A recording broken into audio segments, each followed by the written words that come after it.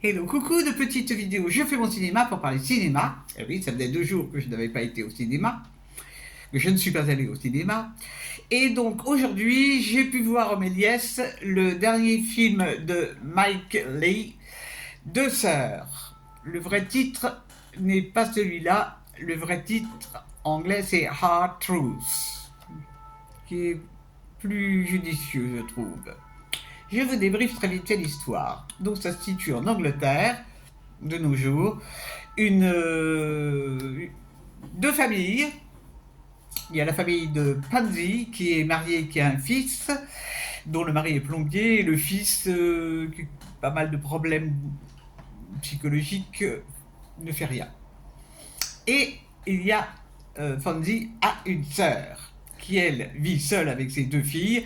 Elle est coiffeuse et extrêmement punchy et dynamique, à l'inverse de sa sœur Pansy, qui est très mal à l'aise dans la vie, qui est d'une agressivité terrible, qui crie en permanence, qui agresse les gens verbalement et qui a un mal-être incroyable. Donc on va voir les relations familiales de chaque côté des 2 sœurs et puis les relations entre les 2 sœurs.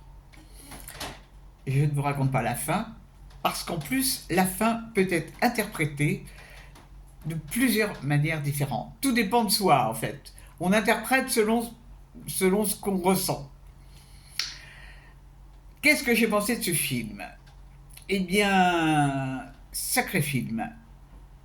J'avais vu d'autres films de ce réalisateur qui m'avaient vraiment beaucoup plu. Et celui-là, c'est lourd. C'est lourd. Parce que le mal-être de cette femme qui est dépressive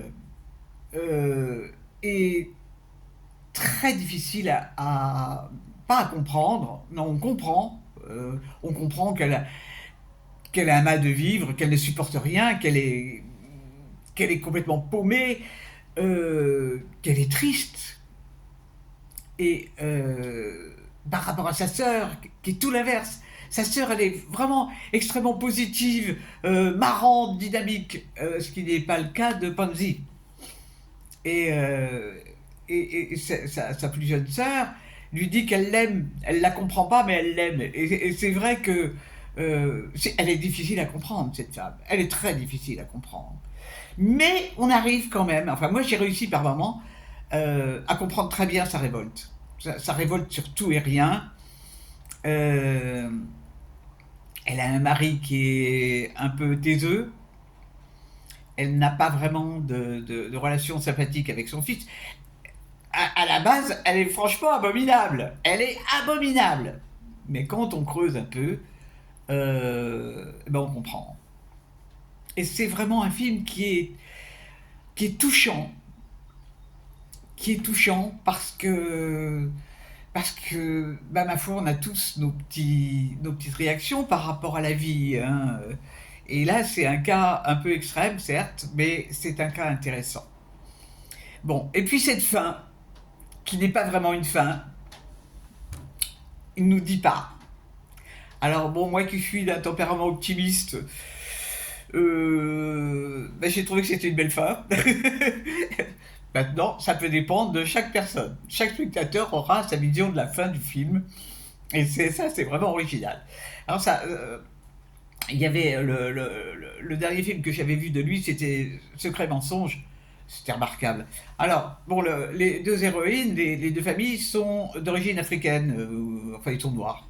Bon, mais il n'y a pas de, y a jamais de problème en fait. Bon, pour moi c'est un détail. Parce que le fait qu'il soit noir pour être blanc ou jaune ou vert, ça n'a pas ça n'a pas vraiment d'importance. Bon, pour moi.